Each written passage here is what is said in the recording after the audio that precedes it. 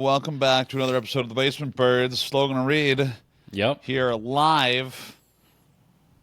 Well, Yeah. we're recording live, I Kind of guess. live. Right? Kind of. Yeah. Yeah. Close enough. Close How enough. we doing? But pretty good. I just realized that has Riverside always had this raise hand feature? I don't know what it does. Oh, somebody's Reid. Did Hand it in put the air. anything like on your screen? Yeah, I put it on your little. Like have Wait. you ever been in a Zoom meeting where someone raises their Yeah. hand? Hold up. You raise your hand. Oh, okay. It's over there. Okay. I'm gonna lower your hand. All right. All right. That wasn't very exciting. Reactions too. Are these new as well? Ha ha ha ha. That was funny. Oops, that just appeared down there. Hopefully that doesn't go on the final recording.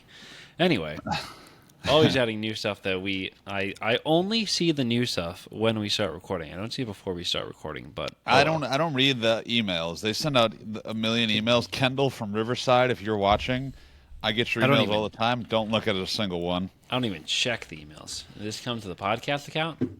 Yeah. Yeah, I don't even check the emails. Yeah, they pop up on How my often phone. are you so. checking what? You're signed in on Or this it's account Abel. on your phone? Abel from Kendall and Abel from Riverside. Okay. So Huh. What about B from Metricool? You ever talk to her? I see her emails too. So I Oh, here's a choose David to from ignore. Metricool. Man, this is Yeah, a dude, full I don't know inbox. what's going on. My receipt. Oh, from There's a lot of stuff in here. yeah. Well, we're back for Yeah. another episode, and I was thinking about this. I don't think we've been plugging the Apple Podcast enough because we are on Apple Podcast. We are. So if you haven't followed us on Apple Podcast, go do it right now. Yeah. Right now. Right now. Right And now. I'll pause for dramatic effect while you do that. All right, welcome back.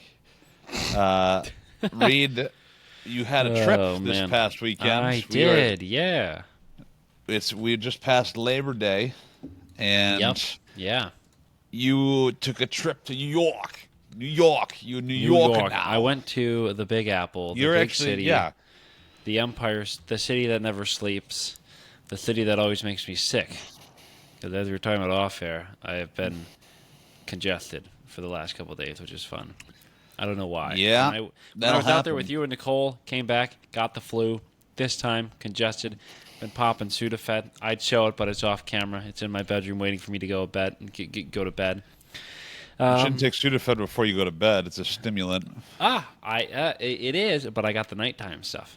There you go. Because, yeah, daytime Sudafed, made that mistake once of taking it before bed. Holy cow. Does it get you wired before bed? My Yeah. God. Holy. So I remember I took it and I was just like staring at the ceiling, just like could not fall asleep. yeah, this is yeah. We're but not yes. giving you we're not giving out medical advice, but No. if you're ever sick, Consult a doctor or the back of the container. To see what Consult you a should take doctor. and when. Don't Consult the doctor. Well, consult a doctor. it's over the counter, so anyway, How was your trip? Did you? It was that good. It was a lot of It was fun. the summertime, kind of technically, right? yeah, Still? this was my first time being in New York during the summer. My first time wearing shorts in the city is what I discovered. Wow. Had been pants only, and finally got to whip out the shorts, which was great. Whoa. So that was a lot of Glad- fun. Got there very late Thursday. This was also my first time going to New York from where I'm living now. So that made the trip a little bit shorter, about 5 hours on the train compared to like 6.5, which was nice. And there's a lot more train times that I could choose from, which was really convenient. So I got in around 10:30, got back to my brother's apartment around 11:15. Was very tired from the day because last week as well was our company staff retreat from Monday to Thursday. So let's see. This would have been Monday night. It was my first time sleeping in my own bed in over a week. So that was fun. Very busy last week for me. So you got back from the retreat and then same day went to New York? yes, yeah, same day. Yeah. Left the retreat around, we had to be out by 10, got back here around 11. Had enough time to do some laundry, run some errands, get to unpack my bag, do the laundry, then repack my bag for New York, and then be off to the train station for about my 4:30 train. So it was Wow. a busy day. It was a busy day for sure. So got in late Thursday. Friday, we had a couple things planned. We went to Governor's Island, which was pretty cool. It's an island off the Is southern that where the tip of governor Manhattan. lives? No, they used it for colonial governors way back when. I looked it up actually. Oh, So nerd alert. it's like there's like a green space, and you can like walk and bike around it. So we took the city bikes, biked around Governor's Island, took the ferry there, which was pretty cool. Really neat views of Manhattan. You can see the Statue of Liberty, Ellis Island, Brooklyn, all those things. Really neat there. Ate lunch there as well. So is that like in the river, or where is it? Is it an actual island? You just call it Governor's Island because Manhattan's an island, but It's an actual island, yes. Yeah. If Okay. if you look it up on Google, it's an actual island, and it's a relatively small island. Like we biked the whole perimeter of it in probably like 15 minutes. Like it is not very large. oh yeah, I see. So it's like an actual island. But yes, Manhattan. Yeah, is Manhattan an island or a peninsula? I guess it's an island. Oh yeah, because there's the river. The there. island of Manhattan. The What? Harlem River. Yeah. I got you. Okay, relax. So we went to Governor's Island, took the ferry out there, which was pretty cool. Ferry's like a 5-minute drive, but anytime you're on a boat, on a ferry, it feels kind of special regardless of how short it is, so that was neat. Then after that, we went to the Mets game that night. First time being to Citi Field, first time going to a Mets game. That was a lot of fun. They won, oh gosh, what was the score of that game? They won like 19 to like 8 or something like that. They hit 6 home runs in that game. Whoa! So it was a great game because my main thing is that I really wanted to see the home run apple go up, and I was scared that they wouldn't score and that they wouldn't hit a home run to see the home run apple. And like they have the apple up before the game, and I told my brother, I'm like, oh, I can see the apple and take a picture of it before it goes down for the game if I don't see it again. And then they proceeded to hit 6 home runs, and they won 19-9 against the Marlins. So that was a lot of fun. Did you see? The most important question is, Yeah. did you see Mr. Met? From afar. Yeah, we were in the upper Oh. level. Yeah, Mr. Met, keeps his time and appearances to the people with the nicer tickets down low. So I The did rich not see people, Mr. the rich I didn't- folk. Yeah, I did not see Mr. Met up close, but I did see Mr. Met from afar, so that was good. We also did see the Burrow race though, and that's a lot of fun because the Bronx So always explain loses. to me. You mentioned this before. Explain to me what the Burrow race is. Oh yeah, so have you ever seen like the Brewers have the racing sausages? Yes. Yeah, okay. So it's like that, but the 5 boroughs of New York are assigned a costumed character.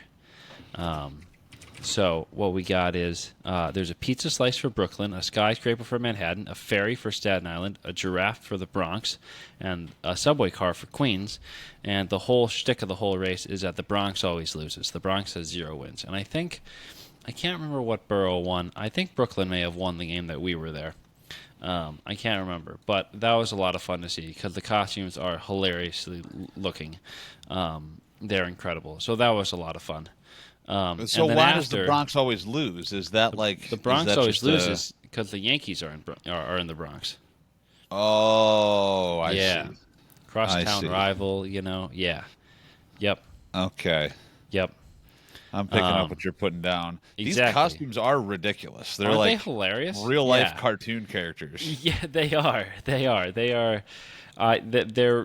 quite the costumes. But the highlight for the game for me as well was after the game they had a fireworks show, which was really neat. Ooh. I was kind of expecting to be one where everything gets shot out of like center field, like from the video board and stuff. But they had fireworks shooting off from the perimeter of the stadium on the upper bowl, so like on the roof, going around. So they would like shoot a firework off like on the third base side, and they would fire off one by one going around to the first base side, and it would give some cool effects like that. So it'd be like that, in kind of a U shape. How'd that go? How'd that go? Or like a U shape there. Yeah. So that was really cool. That was very neat. We did something else that day. Oh, that day as well, between Governor's Island and the Mets game, we stopped at maybe my favorite gift shop area in the city, the New York Public Library. They have a really cool gift shop with books and other like souvenirs stuff. Got a lot of cool things from them. I don't think we went there. What have you gotten? What have you gotten from there? I mean, because you're I got talking my about wallet from there. My current wallet I got from the bookshop or from the gift shop. I found Why? a couple books What that is look so special interesting. about the wallet? Oh, it was just a nice wallet that happened to be in the library bookshop. Yeah, I've gotten Okay. some bookmarks and stuff there though. They have like mugs, bags, magnets, things like that. It's just a cool place, very cool building. I don't think we went when you were there, but we walked by because No, we went to Bryant Park, and it's the library building by Bryant Park. So what I was always in Bryant Park? there was an ice skating rink there that I think we may have walked by. I Oh, can't remember if we went to Bryant Park or not, or maybe we had planned on going to Bryant Park to skate, but then we we ended had up not talked doing it. about it. Yeah, Maybe we so didn't that go. was Okay, so you that's haven't still seen it, cool though. but No, I yeah, have it's not very seen the cool. library. And then before that, actually, we stopped in Times Square because I realized that of all the times I'd been to New York, I'd never actually been to Times Square. I've gone through the subway stop many a time, but had never gotten out to actually see it from street level. Yeah. So we went there, walked around for about 5 minutes, got information and consumerism overload, and then proceeded to walk to the library. I'm like, all right, Did you that's enough. see Times Square we can be on our Elmo? way.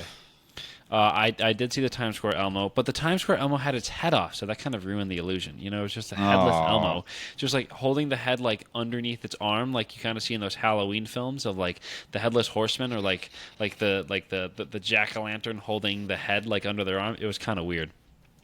So yeah. that kind of ruined the illusion. But luckily, I understand that there is a person in the Elmo.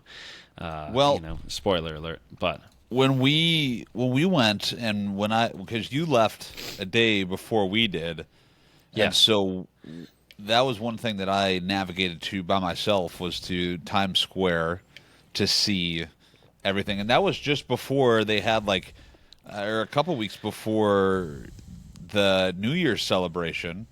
Oh Because they do the yes. big the ball droppage in New York in Times Square, and so they Yeah. actually had the 2025 numbers on street level, so you could That's see cool. them and touch them. That's cool. Uh, and it was actually raining when I went to Times Square, so that kind of gave a There was very a New Yorky vibe. I took some pictures in the there was a rain. lot of rain. There was a lot of rain that week while we were there, but Well, my brother that's said cool that that. you got to go see it, though. Yeah, my brother said too about the ball too that they were doing some work on it or something to kind of like overhaul a little bit of the area and give like the ball a new look or something. So Well, I think that it um, was like the original, but there was some sort of.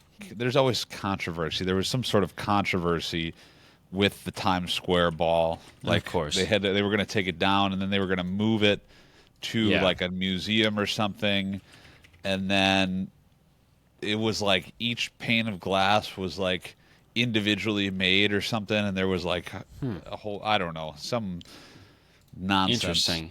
When I was there the first time I went to New York, we went to there's a overlook spot that you can go to on top of Rockefeller Center, and from the right angle you can see the ball on top of Times Square just chilling there, Yep. just waiting to be dropped because it just stays up there. It's obviously it's not a ball that you can take down up and down very easily, so it just kind of hangs out there and you can see it, which was interesting.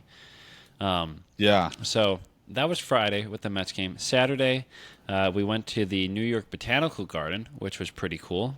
That was very neat. Um, got to see that. And then afterwards, we went back to Queens for dinner and then just kind of hang out at Lyndon's apartment for a bit because it's been a very busy day. And then Sunday was the day I was most excited for. We took the city bikes and we biked from my brother's apartment to Manhattan and through Central Park and did the Central Park biking loop, which was pretty cool. And then we got Ooh. lunch, and then we checked out. What else did we check out? We checked out like a record shop at Rockefeller Center. I got a hat from the MLB store. We went to there's like a pop-up bookstore thing in Central Park that we went to, and then we headed back to Queens for the day. So that was a lot of fun, biking from Queens to Manhattan. We did the city e-bikes, which was great because there's a lot of hills and a bridge that you go over to get there. And the regular city bikes are very heavy, and the e-bikes are also very heavy, but they give you a little bit of an assist, when you need it. So that was It's very basically nice. a human-powered motorcycle, is what it is. Yeah, slightly. Yeah, it's funny though because like in New York there are You like be drinking water while we're having a I'm so podcast. What are you dude, doing? I'm so thirsty. It's helping my throat. There's like Drink some tea. e-bikes. which are like the pedal assist ones that give you a little bit of a boost, and then there's people riding these like e-bike things, which are essentially just overglorified motorcycles where they just have a throttle on the handlebars and they never need to pedal. I'm like, okay, that's kind of stretching the limits of what a bike is, you know, but close, like close enough. But that was a lot of fun. The first time riding in a city like that, so that was fun. But my brother found a path that was all. It was basically all bike path, so it was super easy to get around.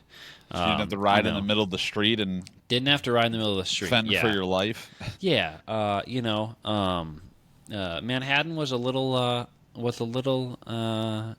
nerve-wracking at times because there was a lot of cars everywhere and stuff like that. But we made it. We survived. I think we biked around 14 and a half miles, all said and done.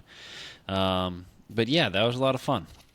You also saw, while you were at the Rockefeller Center, you saw the fabled spot where I saw the marker for the tree. Yeah, the marker for the Christmas tree, which is pretty cool. They have like a big, probably like 3 feet wide circle on the ground that says like Rockefeller Christmas tree, and that's where it goes. And I walked past the spot where you proposed to Nicole, and I told my brother, I'm like, oh, this is where it happened, because then we went over here. There was a little. I told him about that little shack that we were under to get out of the rain. So that was that was cool to see as well. I had never seen Rockefeller Center in the summertime as well, and was surprised to see that where the ice rink was when we were there is now just a little like outdoor dining area for the restaurants that are underneath Rockefeller Center.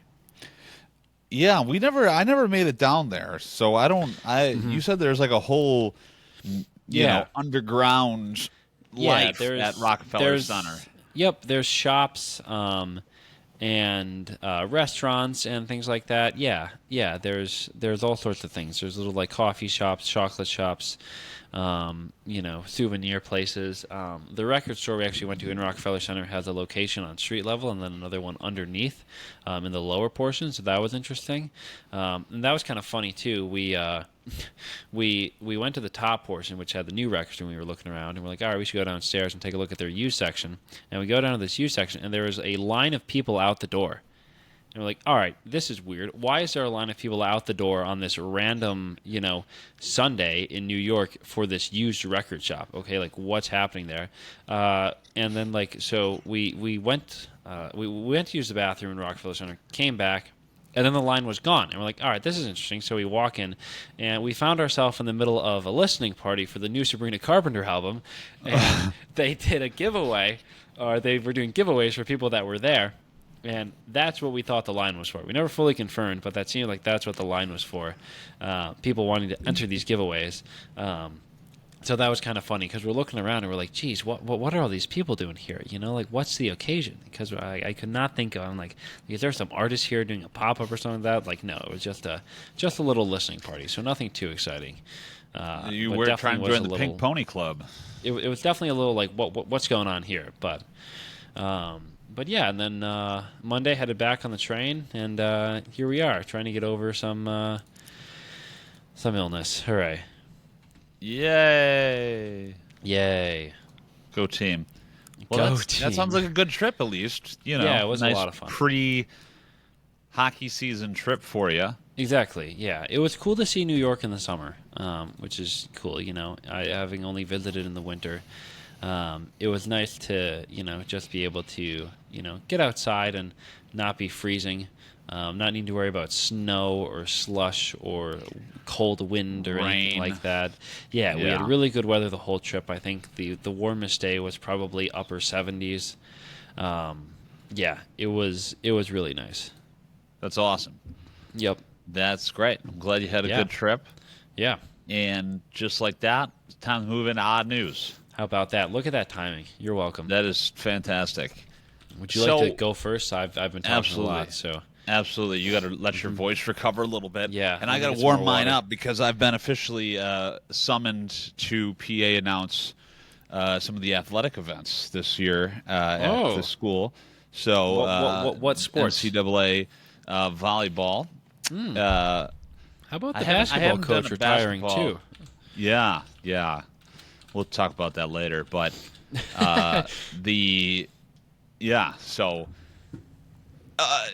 recently, a couple days ago, there was a another Guinness World Record, a staple of Darn it! I wanted odd this one. news. This is such a good story.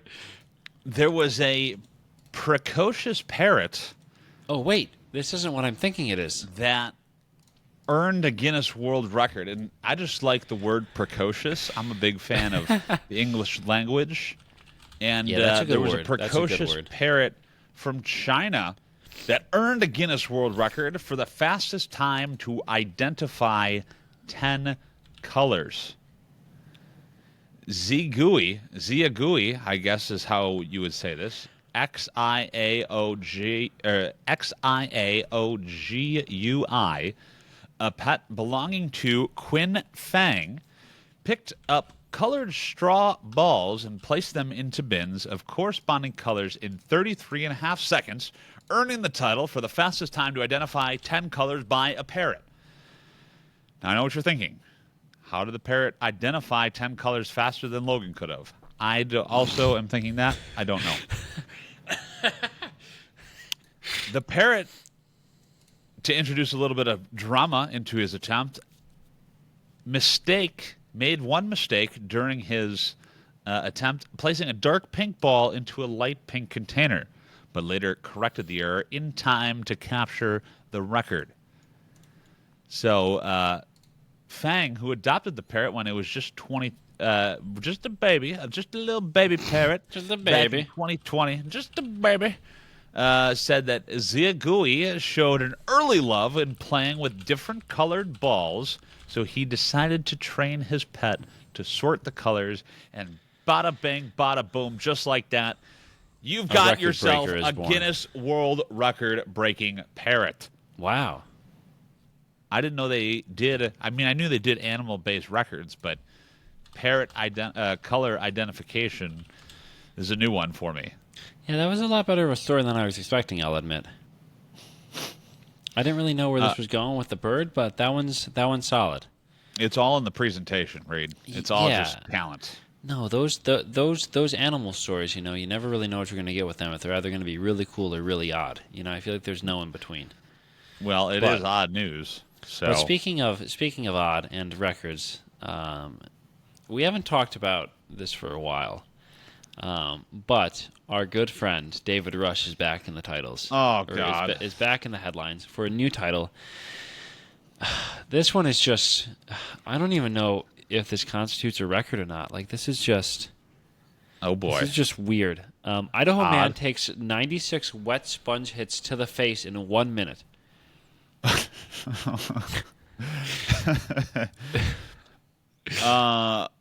okay. This is so.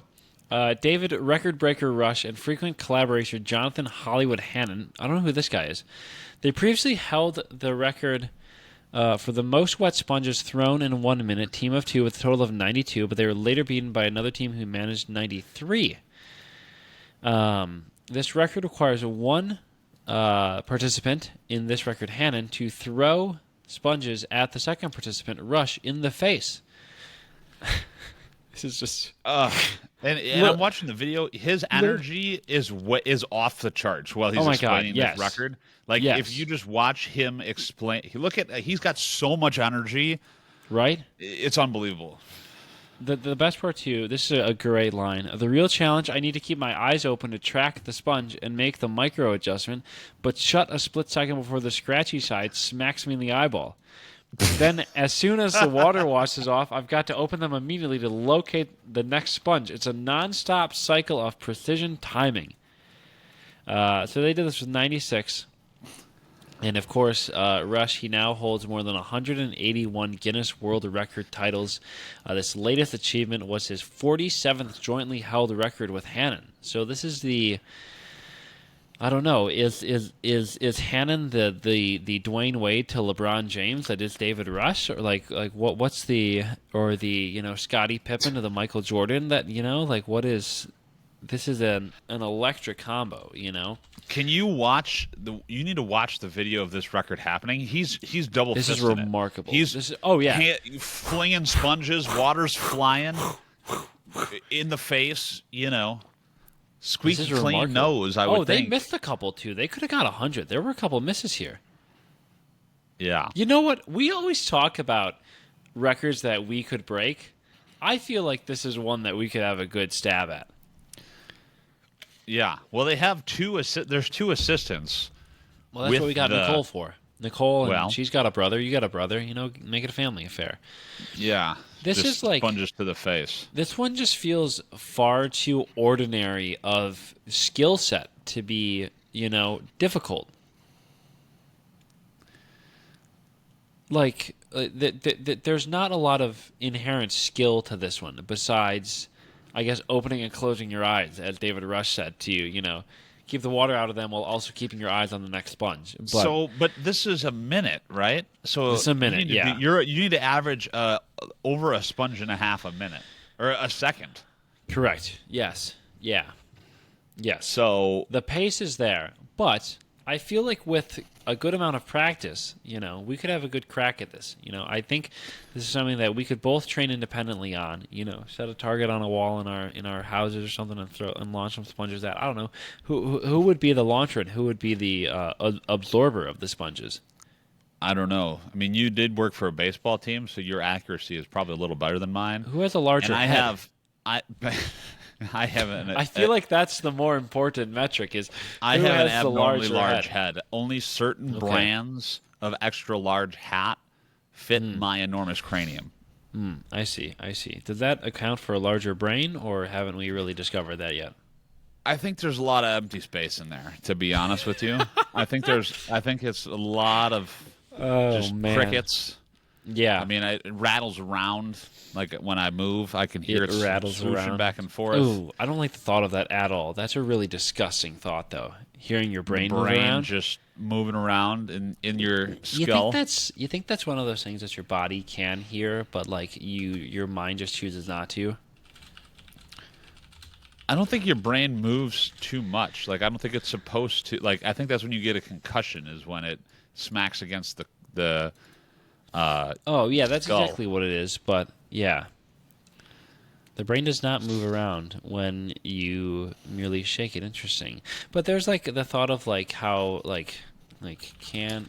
hearing your body work essentially. Like you can't hear like I thought that there was something that like you could hear. Your body's capable of hearing like blood flowing and stuff like that, but you choose not, like your mind chooses not to. Yeah. I mean, Which maybe is around crazy. like your ears, but Yeah. your brain, but not like, oh yeah, I can hear my blood in my left toe. Like Yeah.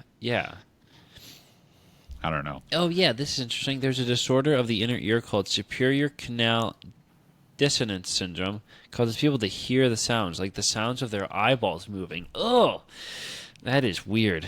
I wouldn't want that at all. Oh, oh, Ugh. oh! I hate that. I hate that with a passion. Oh, yeah, that's something that.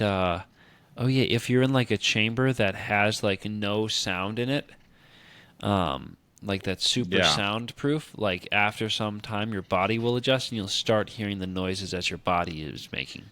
Yeah, I don't like that. I don't like that. Not going to do that. No. Oof. Ugh. I don't like that. But that's at enough all. of That's what just- I'm not going to do. Let's tell people what they should do is go follow Yeah. the Basement Birds on social media, Yep. all sorts of social media platforms. Yeah. Spotify, Apple Podcasts. I'm starting with where you can get. I'm going a little bit off track, but that's no surprise. Instagram, TikTok. That's it, right? YouTube. YouTube. Oh yeah. YouTube as well. Yeah. So Yeah. find Check us us out. wherever you get a podcast for the most part. At Basement Birds on all of those for the weekly episodes. And hopefully some more clips as Logan begins to have a little bit more time on his hands. So we will thanks for listening so much. Yeah. Really appreciate it. And we shall catch you on the next one. See ya.